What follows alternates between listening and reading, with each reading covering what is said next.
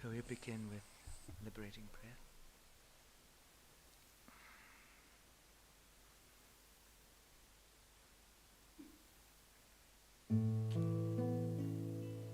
O blessed one.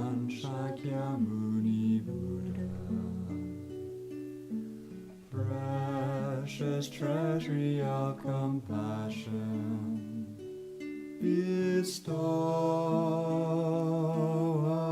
of supreme inner peace, you who love all beings without exception, are the source of happiness and goodness, and you guide us to the liberating path. Your body is a wish-fulfilling joy. Your speech is supreme purifying nectar, and your mind is refuge for all living beings. With folded hands I turn to you, supreme unchanging friend. I request from the depths of my heart, please give me the light of your wisdom to dispel the darkness of my mind, and to heal my mental continuum. Please nourish me with your goodness, that I in turn may nourish all beings with an unceasing banquet of delight. Through your compassionate intention, your blessings and virtuous deeds, and my strong wish to rely upon you, may all suffering quickly cease, and all happiness and joy be fulfilled, and may holy Dhamma flourish forevermore.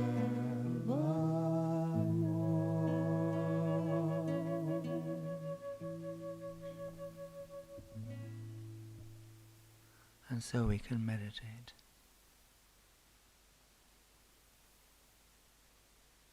Sitting in good meditation posture.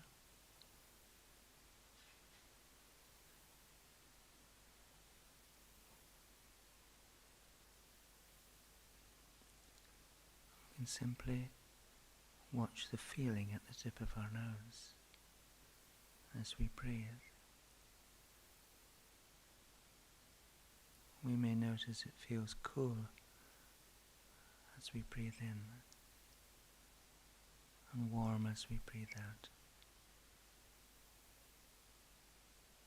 But the difference is very slight.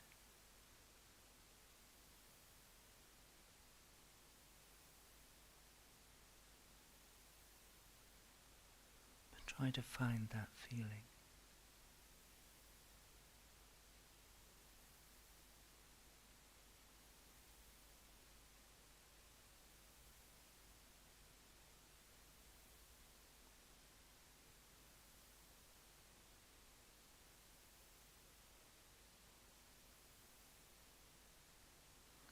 And then letting go of all thoughts and concerns about the outside world, allow your whole mind to absorb into that feeling.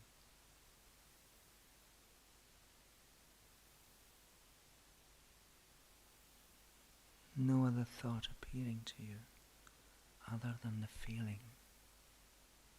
Cool as you breathe in, warm as you breathe out. So the feeling becomes your mind, and your mind itself becomes the feeling.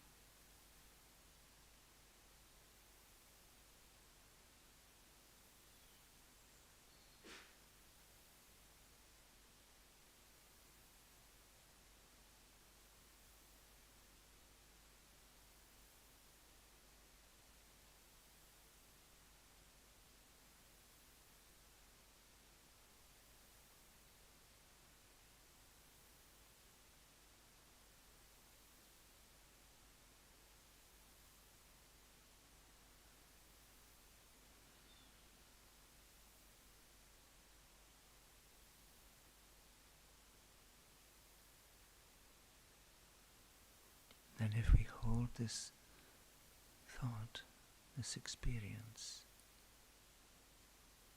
this feeling with concentration, free of distractions, and a deep feeling of peace and contentment will naturally arise.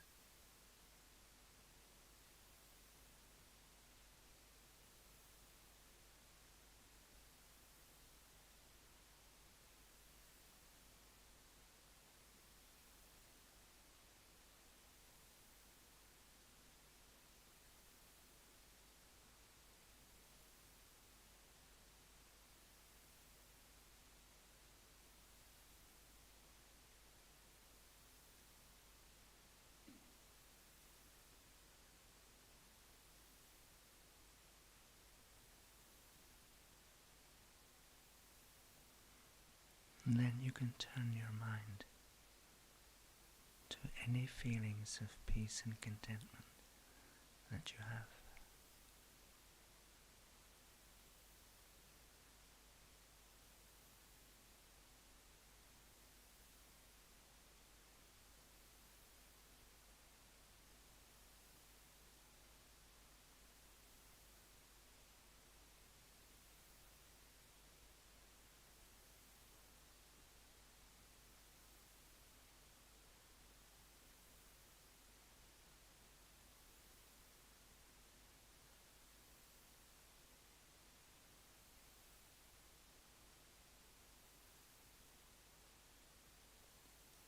So your practice of meditation is an action that is creating the cause to engage in meditation again and again.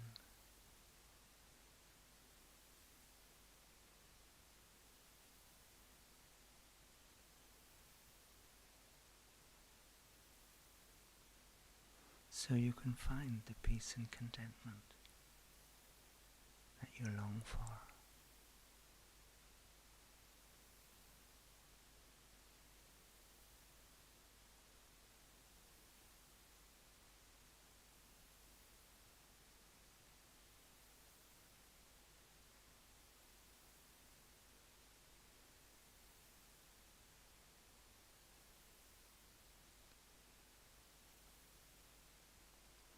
So thank you. Now you can relax your concentration and arise from meditation.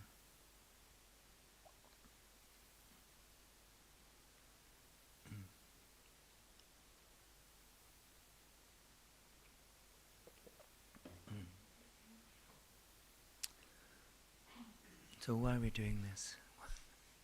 Why are we here? It's essentially because we have a mind of renunciation. We don't want to continue to experience suffering. So we should be aware of our motivation. That's it. We may have other motivations as well. Be nice to hang out with our Sangha friends and so on. But that's okay, perfect. But underlying all this, it should be our motivation of renunciation. Myself, I want to become free of suffering. I want to enable others to become free of their suffering. So we want to be free of taking lower rebirth, which is the motivation of a person of initial scope. I don't want to be the possibility that I might take rebirth as an animal, a hungry spirit, or even a hell realm being. I don't want any of these. I want at least to be a human being, and if I'm going to be reborn as a human being, I want to be a fortunate human being. And you can check in Joyful Path, I think there's 8 qualities of a fortunate human being, all of which are enabling us to continue our spiritual progress and to become the great being that we want to be. If you think of the great beings who have become enlightened beings in the past, many of them were reborn into very fortunate circumstances. Not all of them, but most of the ones we hear about. Buddha Shakyamuni was born into a royal family and had extraordinary good conditions. But with the mind renunciation, he gave that all of that up, realizing it's not the real cause of happiness, and actually it's an obstruction to finding real happiness. So he leaves and goes in a spiritual journey. And there's many other examples, Nagarjuna, Chandrakirti, and so on, all born into very favourable circumstances. So we could be the same. We develop this mind of renunciation. And then, with the renunciation of a person of initial scope, we want to be completely out of samsara, not just taking fortunate rebirth when we still have to experience suffering over and over again, life after life, even if all our future lives are, we take rebirth in fortunate circumstances. We still have to experience samsaric sufferings because we're still in samsara. And so we develop the renunciation of a person of intermediate scope and wish to be completely free of samsara, free of this uncontrolled rebirth. So it's not like we just escape from the UK or the rest of the world or somewhere. We escape from suffering in the aspects of our mind. Yeah. And then we have the renunciation. We develop the renunciation of a person of great scope, renunciation of self-cherishing, the real cause of all our problems and suffering and our inability to make progress to enlightenment. So the renunciation is underpinning our whole progress towards enlightenment. So whatever practice we're engaging in at any time, whether reading a Dharma text in preparation for a foundation program class, or preparing for an exam, or coming to a class, our basic underpinning motivation is renunciation, whether it's a person of initial scope, intermediate scope, or great scope. You can decide which one you are. You know, when Geshe said this many years ago, when he was talking about the 3 scopes, he said, you can decide which one you are. And of course this is Manjushri, and everyone in the audience is thinking, oh yeah, I'm a person of great scope. Yeah. But when you check, are you really? You know, we're mainly concerned with a little bit of human happiness in this lifetime. And if we ever think about future lifetimes, it's only when somebody says, hey, think about future lifetimes.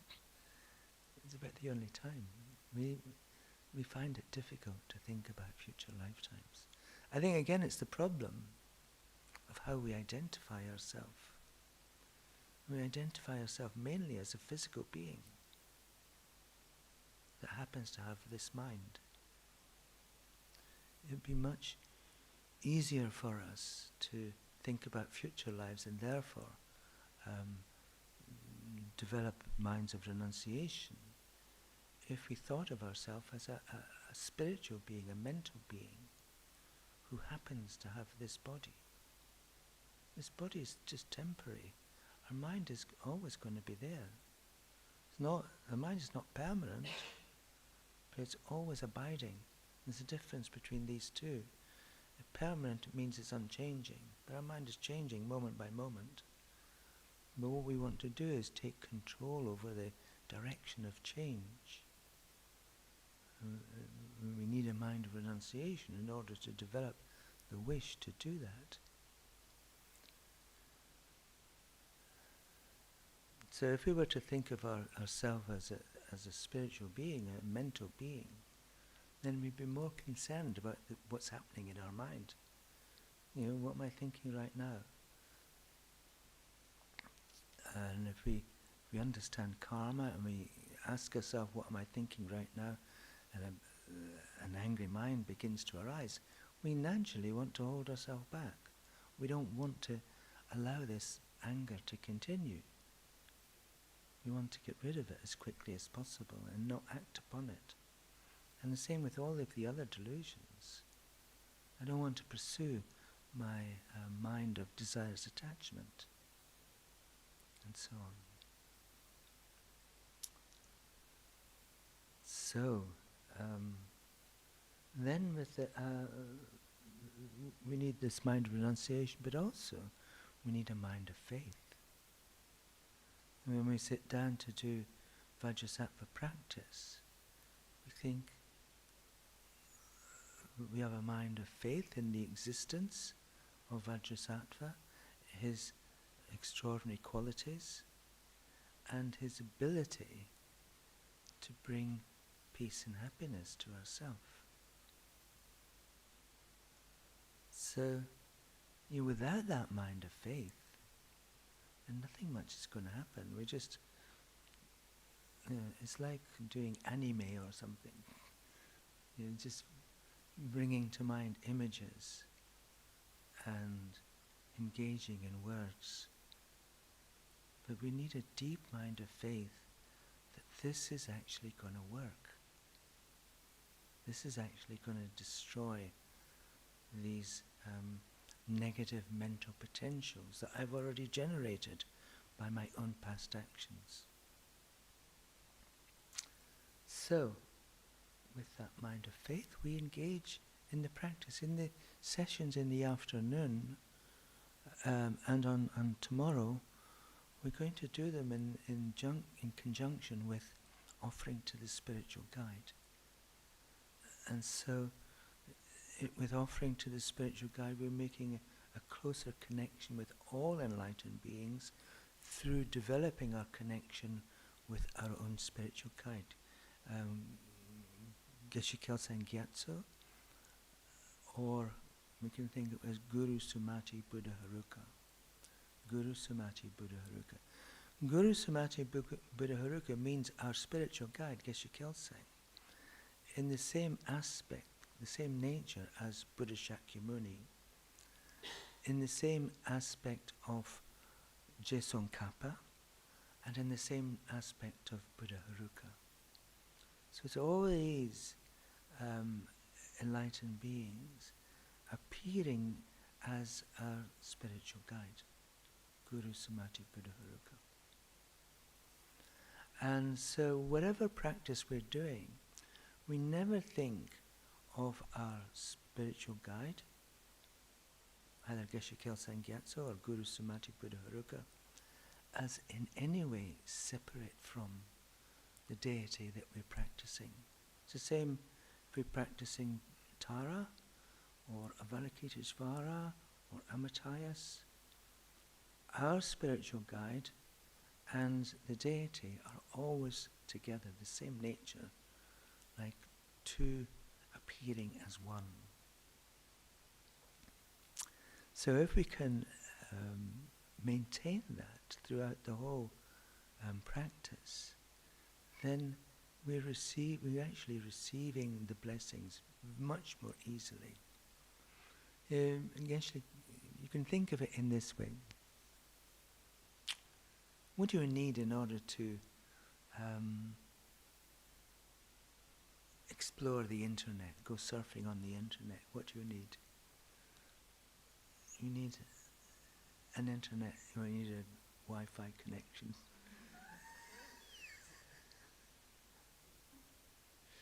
But also you need an internet service provider. You need an internet service provider, right? So if you have an internet service provider, you can contact anywhere on the internet. There's anything that's connected to the internet. And so Venerable Geshe once said, I'm just like an internet service provider. Because through me, you can connect to all enlightened beings in the 10 directions, wherever they are. And they just appear. And the reason for that is if we're making prostrations and paying respect, making offerings to our spiritual guide, in essence we're making praises and offerings and showing respect to all enlightened beings. Because all enlightened beings are essentially dissolved into our spiritual guide. Whenever we think of him, in essence we're getting the blessings of all enlightened beings at the same time. So, try and maintain these recognitions in whatever you're doing, whatever practice you're doing. So then we come to the meditation and recitation of solitary Vajrasattva. Do you have copies of that handy?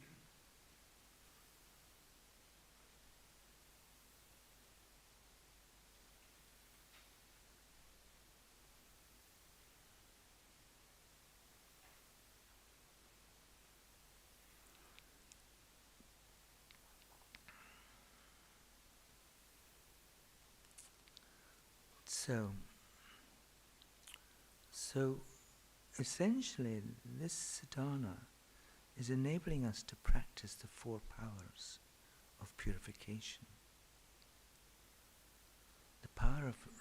Remember the power of regret? We regret all the negative actions we can remember and all those that we've done that we can't even remember. Yeah, so just a whole bunch of negative actions. And then there's the power of reliance. And this is interesting because there's 2 parts of that power of reliance. It's like we rely on other living beings that appear to us in this lifetime. So we can purify all the negative karma that we've created towards other living beings, other ordinary beings. So how do we do that? So all the negative karma we've created to other ordinary living beings, we can think, okay, now I recognize I've done countless harm to countless ordinary beings, but now I'm going to attain enlightenment so I can lead you to enlightenment, so I can benefit you. This is my job. Now I'm going to attain enlightenment so I can benefit you. So in a sense we're relying on the existence of all ordinary beings to purify the negative karma we've created in relation to them through our mind of bodhicitta. developing the mind of bodhicitta. And so if we have a sincere wish to attain enlightenment, to benefit all other living beings, it's like we're relying upon those and our actions our bodhicitta actions towards them to purify that negative karma. And then there's the other type of being, which is holy beings, enlightened beings, superior bodhisattvas and so on, that we've engaged in negative actions towards them. So now, purifying the negative actions we've engaged in towards them, not taking their teachings into heart, not relying upon their teachings, turning our back on them, ignoring Dharma, breaking our vows and commitments and so on. So then, now we say, okay, now I'm going to rely upon you. I'm going to push myself up by relying upon you.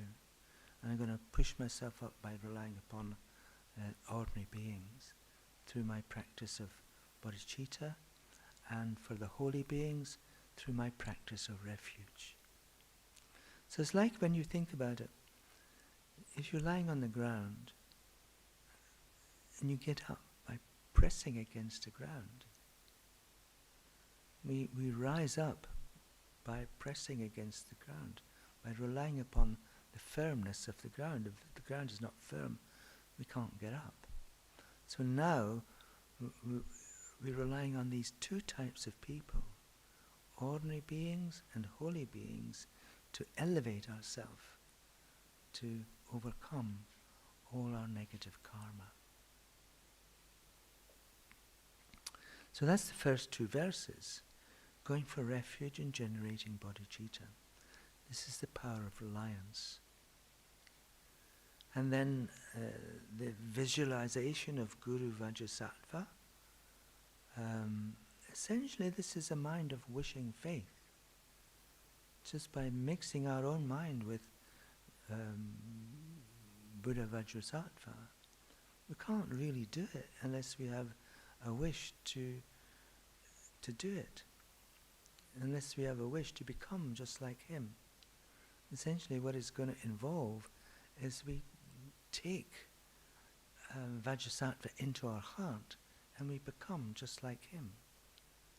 I want to become just like you. We think about Geshe Kelsang or Guru Samadhi Buddha Haruka.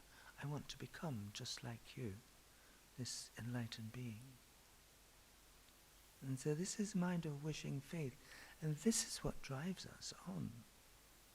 Without this mind, nothing much is going to happen. We won't put from the mind of faith comes effort. The stronger our faith, the stronger our effort. And the stronger our effort, the more easily we fulfill our wishes.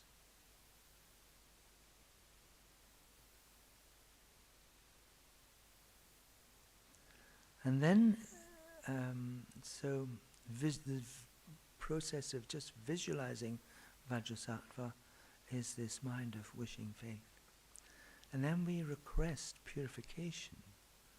Why do we request purification? Because we have regrets. You're never going to want to purify anything that you don't regret. So this power of regret is fundamental to the whole process of purification. Realizing, oh, I suffer because of my past actions. And I'm going to suffer in the future because of my past actions and the potentials I created. And I regret because I caused so much harm to countless living beings. So this is, power of regret is fundamental to the whole thing. Like I said earlier, it's like we're taking ownership of all the negative actions that we've ever committed anywhere at any time.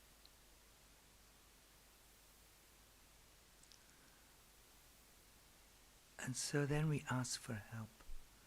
O Blessed One, Vajrasattva, please cleanse and purify the negativities, obstructions and degenerate commitments of myself and all other living beings. So, because we're a Mahayana tradition, and our objective is to seek enlightenment for the benefit of others, we want not just for ourselves to be free of the causes of suffering, the negative potentials we've created, but we want the same for everybody else. So our practice is free of self-cherishing. O Blessed One, Vajrasattva, please cleanse and purify the negativities, obstructions and degenerate commitments of myself and all other living beings. So this is the power of regret. I should have said that the practice of the power of reliance, the going for refuge in generating bodhicitta, overcomes the environmental effect of our actions, our negative actions. And so we create the cause to be born take rebirth in a pure environment.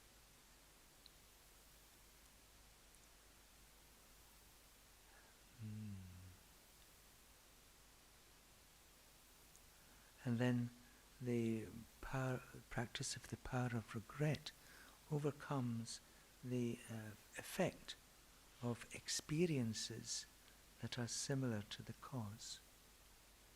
So the experiences themselves are the suffering, the unpleasant feelings that we have as a result of our negative actions.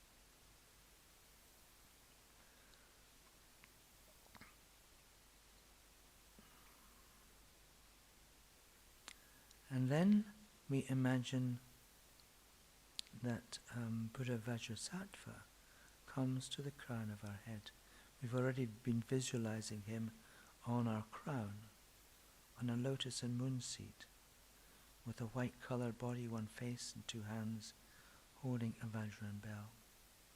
He's adorned with silks and various jeweled ornaments, and sits in the Vajra posture. And so you see the description of Vajrasattva, the image, the line drawing of Vajrasattva on the previous page. And so we take a little bit of time to develop this mind of wishing faith through this power of visualization. This is what we're visualizing appearing on our crown.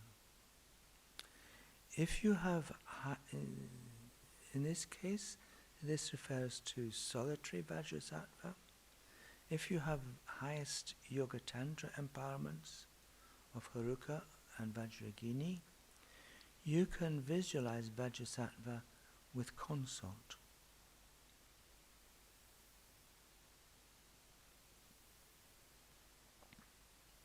So the female deity in union with Vajrasattva, if you have highest Yoga Tantra empowerments. Otherwise, it's okay just to visualize Vajrasattva, solitary Vajrasattva.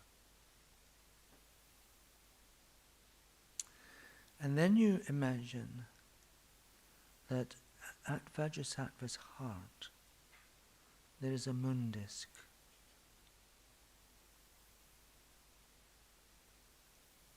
And at the center of the heart, his heart, is the letter Hum.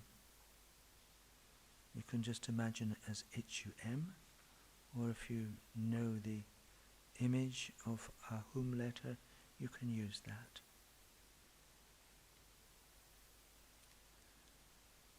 And at the edges of the moon disk, at Vajrasattva's heart, and surrounding the edges is the 100 letters of Vajrasattva's long mantra. These are the 100 Buddhas that are condensed from the original 1,000 Buddhas.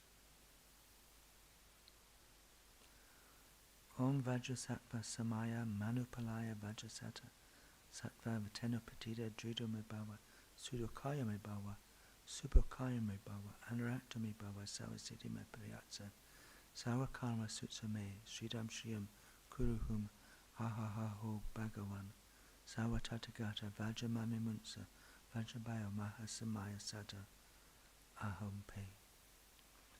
Again, if you have highest Yoga Tantra empowerments, you can replace Sattva with Haruka, on Vajra Haruka Samaya, etc.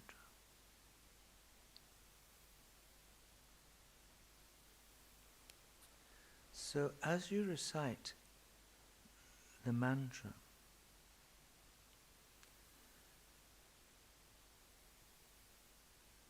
a stream of nectar descends through the crown of your head.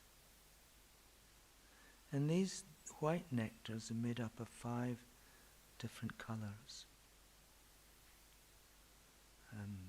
Blue for Akshobhya, white for Vairocana, red for Amitabha, yellow for Ratnasambhava, and green for Amoghasiddhi. These are the 5 Buddha families that I mentioned.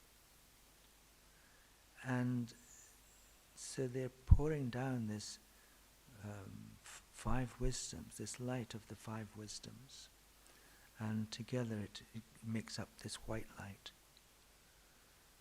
And so there's a whole stream of this white light, white nectar, descending through the crown of your head. And your whole body becomes filled with these exalted wisdom nectars. And these wisdom nectars, the 5 wisdoms, if I can remember the names of the 5 wisdoms, there's mirror-like wisdom, wisdom of equality, the Dharmadhatu, the wisdom of individual realization, and I've forgotten what the other one is. I'll find out. It's in here. I'll get it later. You can learn the names later. Anyway, you just think of these 5 wisdoms, and they're purifying the 5 aggregates. Your own 5 aggregates, your aggregate of form, your aggregate of feeling, your aggregate of discrimination, the aggregate of compositional factors, and your aggregate of consciousness. So these are what you impute yourself upon. At the moment you impute yourself on, these aggregates are contaminated at the moment. You're contaminated by negative potentials, your negative karma, and delusions. And so these wisdom nectars are purifying them, and then your whole mind becomes filled with these 5 omniscient wisdoms. And so your mind is becoming the same in this moment. Your mind becomes the same nature as the mind of Buddha Vajrasattva. Isn't that cool? You have a completely pure mind of Buddha Vajrasattva. Because you have to believe that these wisdom nectars are actually coming through the crown of your head and purifying your contaminated aggregates. You have to believe that this is actually happening in this very moment as you're reciting this mantra. In the instructions for engaging in retreat, Geshe says, if you get fed up or tired reciting the long mantra, you can recite the short mantra. Om Vajrasattva Sarvasiddhi Hum. It's much easier to remember. Om Vajrasattva Sarvasiddhi Hum. It's often a good idea before you go to sleep just to recite this mantra. And imagine you receiving the blessings of the wisdom nectars flowing into your body. So you can fall asleep as a pure being instead of the mistaken being.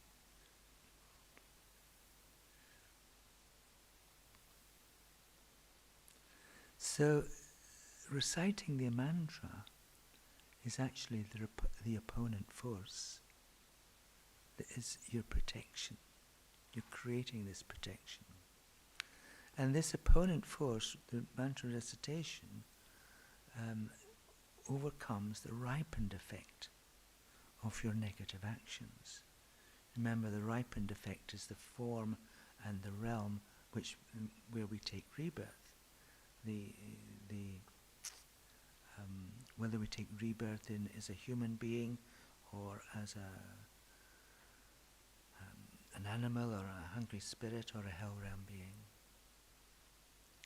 Maybe we don't think too much about these lower realms, but you can just think about them in terms of what appears to more negative minds.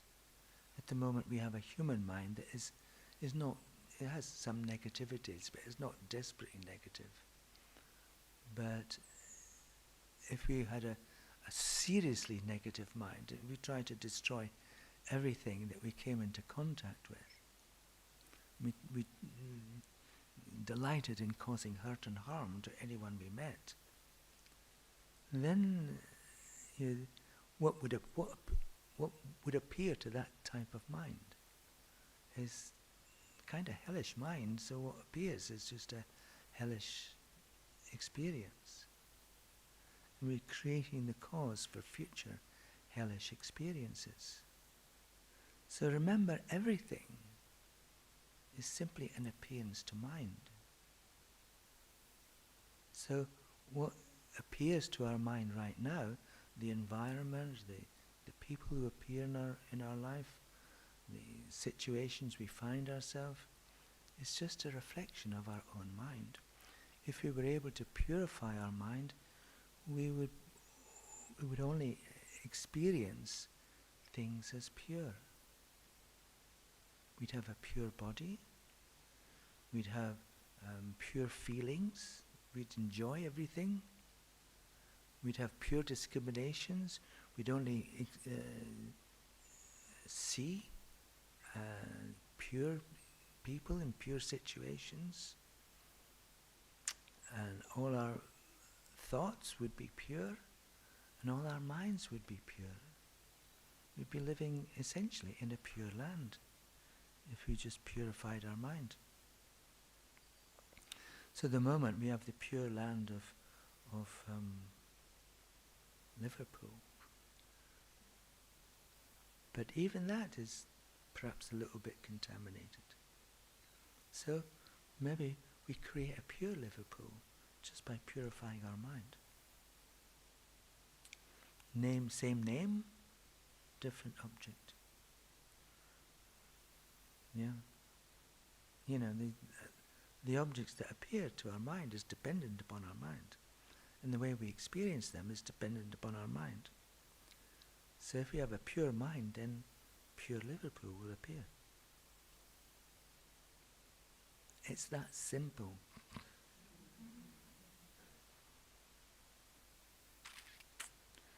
And then the promise, the power of promise. This is in the prayer of confession and resolve. Out of unknowing and confusion, I have transgressed and broken my commitments. O Guru Protector, please protect me, principal hold of the Vajra, to you whose nature is great compassion, Lord of all beings, I go for refuge.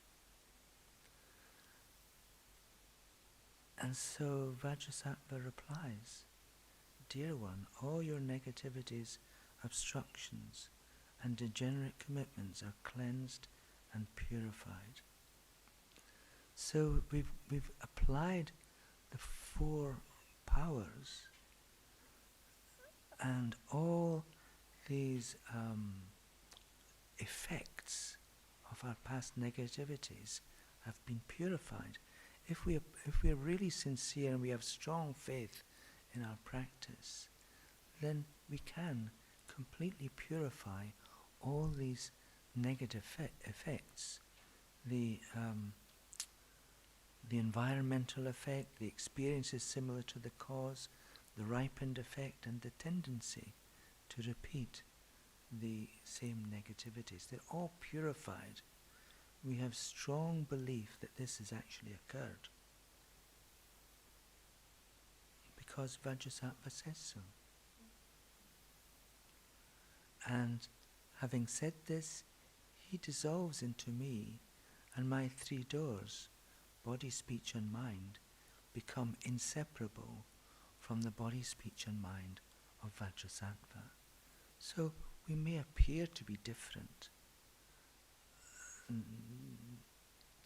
to other people, but if we have strong faith and strong belief that we have become, our body, speech and mind, inseparable from Vajrasattva, we view ourselves as this completely pure being, Buddha Vajrasattva. Other people may think differently.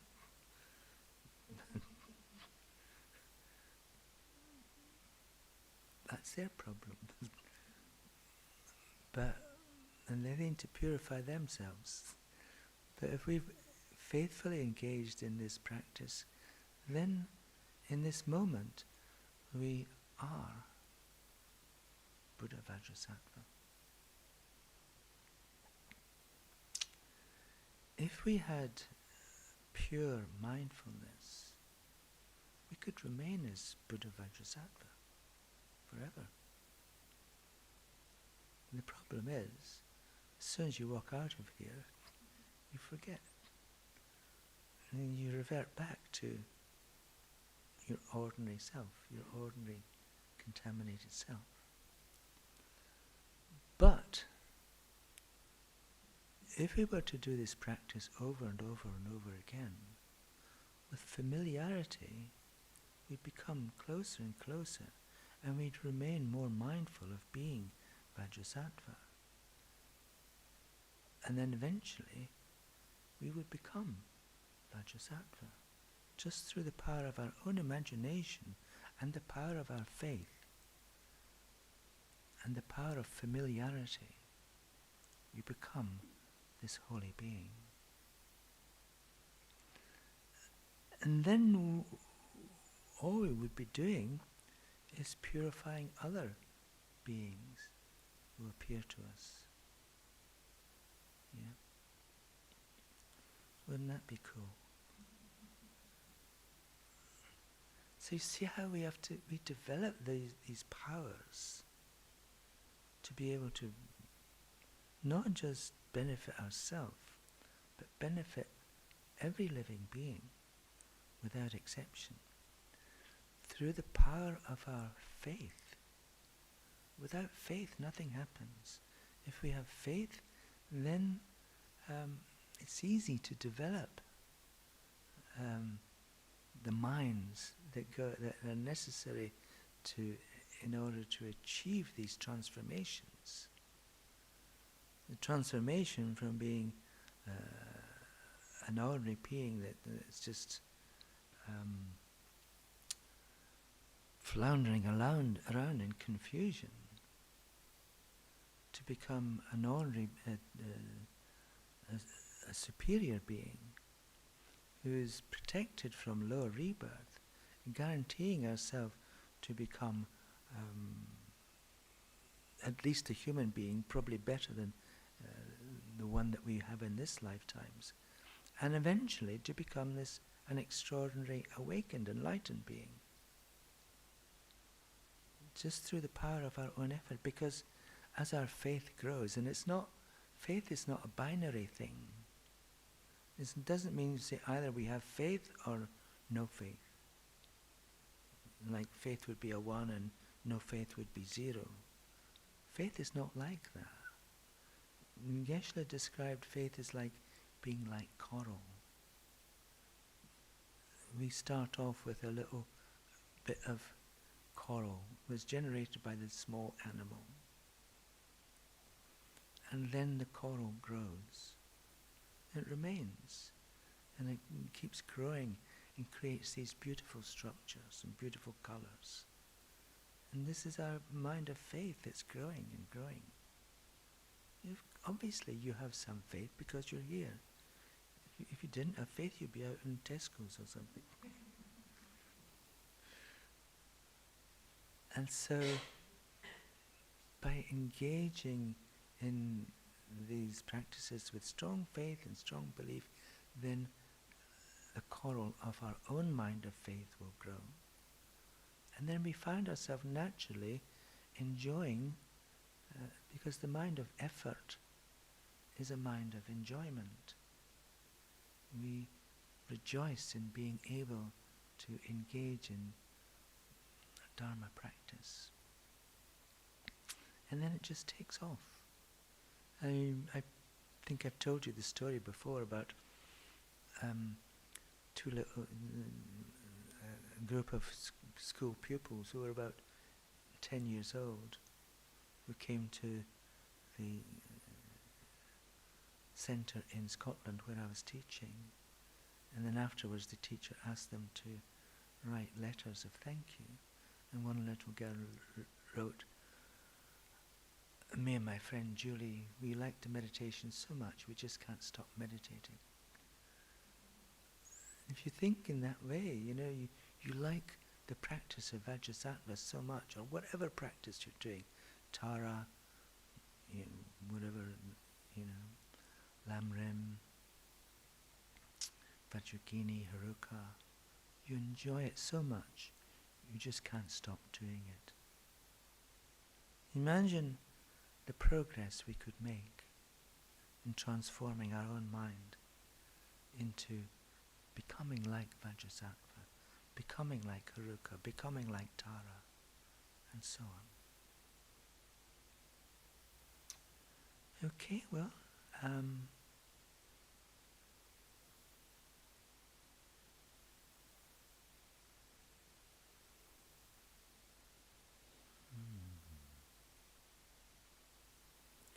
well, let's just meditate on the wish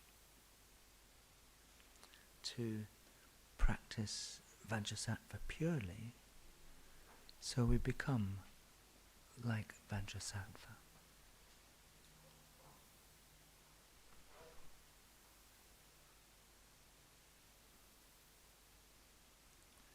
So we can contemplate how the sadhana of Vajrasattva enables us to practice the minds of faith and renunciation. But it also enables us to practice the 4 opponent powers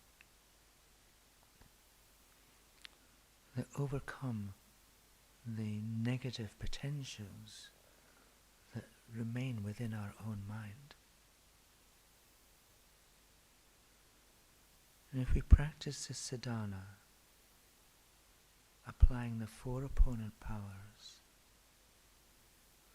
and we're able to purify all the negative karma that remains within our own mind, then we can become a pure being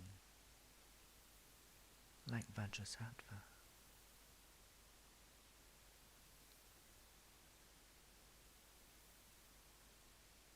Because we have the perfect instructions. All we need to do is to generate the perfect minds for ourselves with strong faith.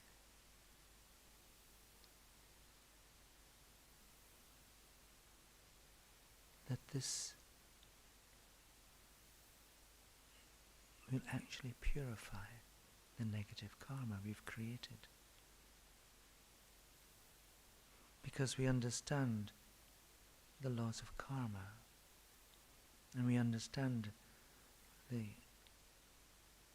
our experience of suffering is simply unpleasant feelings,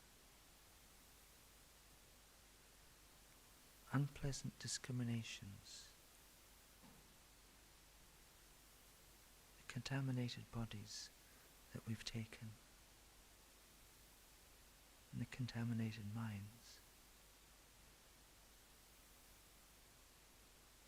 And because these are not inherently existent, no aspect of our mind is inherently existent, therefore we can change it.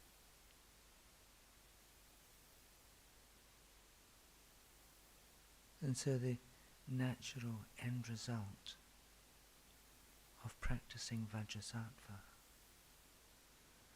is that we become a pure being also.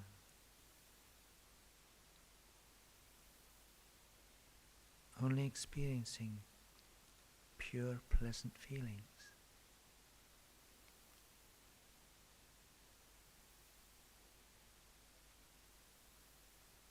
Only discriminating pure, pleasant objects and persons. Essentially, living in a pure land where only pure experiences and pure beings occur.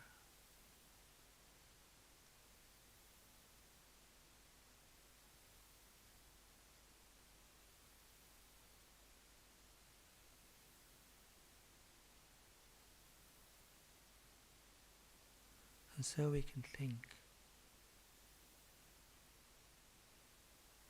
because I want this for myself, and I want to be able to help others achieve the same, I will engage in the practice of Vajrasattva with strong faith.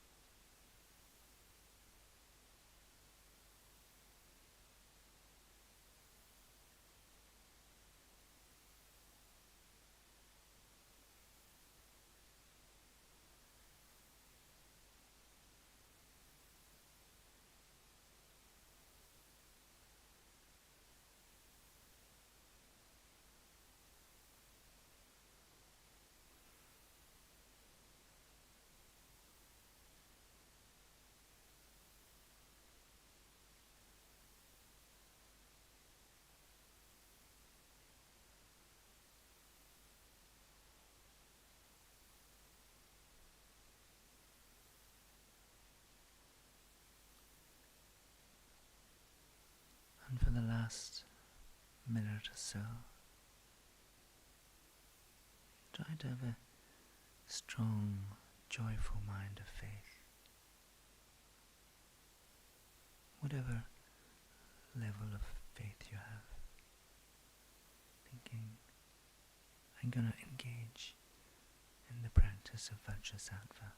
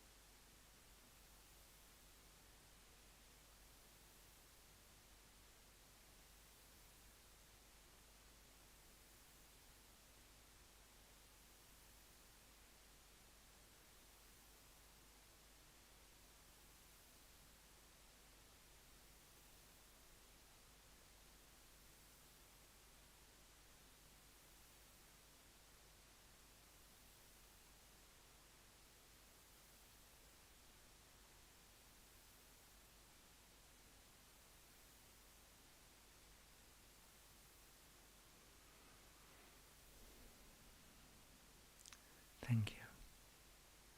So now you can relax your concentration, and when you're ready you can arise from meditation.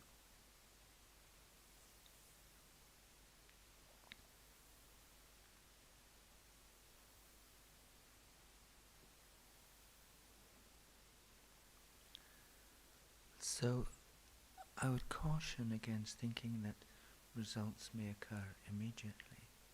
Maybe they will, maybe they won't.